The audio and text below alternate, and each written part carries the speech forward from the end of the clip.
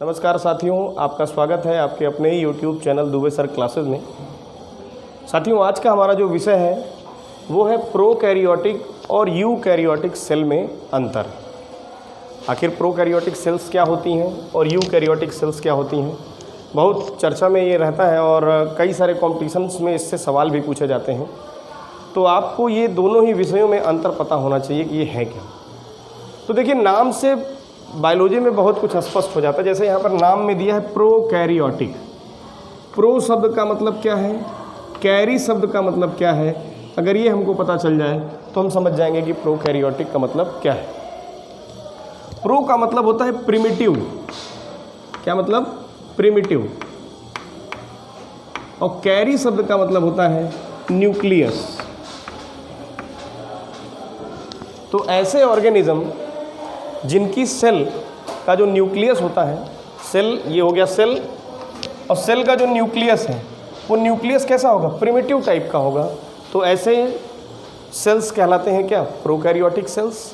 या अगर उनका सेल क्या हुआ, यू का मतलब होता है ट्रू, ट्रू या एडवांस। तो यदि किसी ऑर्गेनिज्म के सेल एडवांस टाइप का न्यूक्लियस रखते हैं तो उनके सेल कैसे कहलाएंगे? यूकैरियोटिक सेल्स कहलाएंगे। अब इसमें पूछा जाता है कि अंतर क्या है इन दोनों में, इनके उदाहरण क्या हैं। देखिए, सबसे पहला जो उदाहरण है प्रोकैरियोटिक और यूकैरियोटिक सेल में, कि जो प्रोकैरियोटिक सेल होती है वो साइज़ में कैसी होती है? जनरली छोटी सी होती है।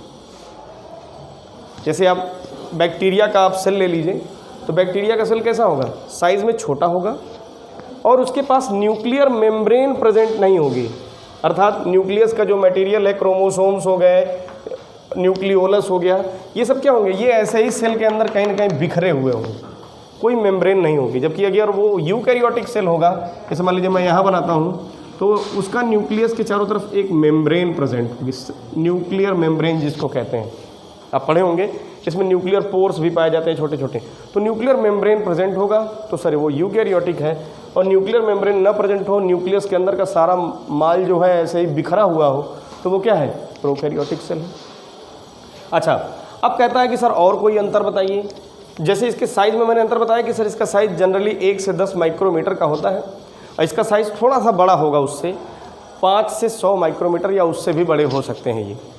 अच्छा, अगला कह रहा है क्या? इसके न्यूक्लियस को तब क्या कहेंगे सर जिसके पास न्यूक्लियर मेम्ब्रेन ही न प्रेजेंट हो? तो उसके न्यूक्लियस को न्यूक्लियस नहीं कहते हैं, बल्कि क्या कहते हैं? न्यूक्लियोइड। कई सारे कॉम्पिटिशन्स में पूछा गया है कि बैक्टीरिया के न्यूक्लियस को क्या कहते हैं, तो न्यूक्लियोइड कहेंगे। क्यों? क्योंकि सर इसके पास न्यूक्लियर मेम्ब्रेन प्रेजेंट नहीं है, जबकि इसके पास ट्रू न्यूक्लियस प्रेजेंट है, तो इसमें न्यूक्लियस टर्म यूज़ करेंगे। अच्छा, तीसरा भी अंतर है इसमें। जनरली इसमें एक ही क्रोमोसोम्स पाया जाएगा। क्रोमोसोम्स आप जानते हैं ऐसा स्ट्रक्चर होता है, तो इसमें सिंगल क्रोमोसोम प्रेजेंट होता है। जबकि इसमें क्या होता है? एक से अधिक भी क्रोमोसोम्स हो सकते हैं। जैसे आपने ह्यूमन बींग्स के बारे में पढ़ा होगा कि ह्यूमन बींग्स में 46 क्रोमोसोम्स पाए जाते हैं या 23 पेयर्स ऑफ क्रोमोसोम्स पाए जाते हैं ह्यूमन बींग्स में। तो हमारी सेल्स क्या है? हम लोग यूकैरियोट्स हैं। क्यों? क्योंकि हमारे न्यूक्लियस के चारों तरफ मेम्ब्रेन पाई जाती है और वहाँ पे मेम्ब्रेन नहीं पाई जाती। साथ ही साथ हमारे पास एक से ज़्यादा क्रोमोसोम्स भी हैं। अगला कहता है क्या कि सर यहाँ जो सेल ऑर्गेनेल्स हैं, कोई भी सेल ऑर्गेनल स्पष्ट इसमें समझ में नहीं आएगा कि कौन सा माइटोकॉन्ड्रिया है, कौन सा गोल्जी बॉडी है, कौन सा एंडोप्लाज्मिक रेटिकुलम है, कौन सा वैक्यूल है, कौन सा क्लोरोप्लास्ट है, कुछ इसमें समझ में नहीं आता है। जबकि इसमें क्या होता है कि हर एक सेल ऑर्गेनल क्या होता है? मेम्ब्रेन से घिरा हुआ होता है।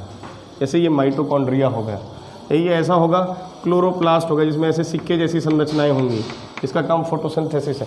तो कहने का मेरा मतलब, अगर मेम्ब्रेन बाउंड सेल ऑर्गेनल्स हैं तो वो यूकैरियोटिक सेल है, और अगर सेल ऑर्गेनल्स प्रेजेंट हो, सेल ऑर्गेनल्स का फंक्शन हो रहा हो, लेकिन वो मेम्ब्रेन बाउंड ना हो, तो वो क्या है? प्रोकैरियोटिक सेल है।